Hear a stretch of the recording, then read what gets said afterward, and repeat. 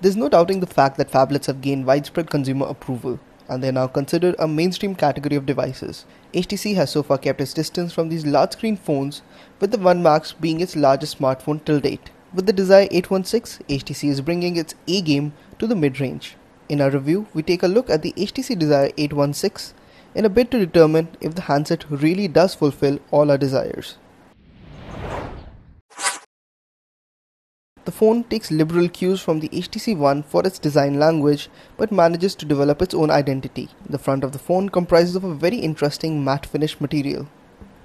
The screen is surrounded by a black bezel, which is once again in line with the design language of the One series of phones. Above the display to the right lies the 5-megapixel front-facing camera. This is HTC's push into capitalizing on the selfie rage that has taken the market by storm. Above and below the screen lie the front-facing stereo speakers, which are placed within elegantly cut holes with chamfered edges that shine light on the quality of craftsmanship. The left side of the phone is where you can spot the power button and the volume rocker. While the position of the power key is a welcome change from the usual top placement on HTC devices, it is still far too cumbersome to reach given the size of the phone. The two buttons are made of metal but have a matte black paint coating on top. The volume rocker feels flimsy to touch and is not particularly reassuring to hold. The right side of the HTC Desire 816 is where all the ports lie. Hidden under a single slot are the two SIM card slots and the microSD expansion slot. The cover feels a bit flimsy, but we doubt you'll be accessing this often enough for it to be an issue. The micro USB slot of the phone lies at the bottom, while the 3.5mm audio jack is at the top. The back of the phone is where serious lapses in build quality start to show up on the HTC Desire 816. Sure, the plastics used up front look alright, but the back is however made of hyper glossy material. This material not only attracts fingerprints, but is also highly prone to scratches. Even with careful usage, the back had accumulated its fair share of scratches, which doesn't bode well for long-term use. The phone is quite light at 165 grams, but the quality of plastics is a letdown. Running Android 4.4.2 KitKat with Sense UI 6.0 on board, there isn't anything inherently different in the interface compared to other modern HTC devices. You can customize the lock screen to display widgets as well, though they are disabled by default. The unlock button can be swiped up to perform 3 different actions. Swiping up unlocks the display, to the right is the shortcut for blink feed, while on the left lies the shortcut for the home screen. Coming to the main interface of the device, the leftmost screen is used for blink feed, and you can customize the content to be displayed here. The other home screens behave as you'd expect. You can place icons and widgets here and also set a specific panel as the default.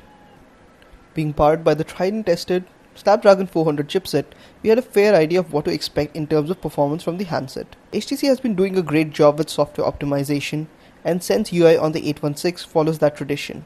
In day-to-day use, it is next to impossible to spot lag. In fact, from a usability perspective, there's little that could have been improved.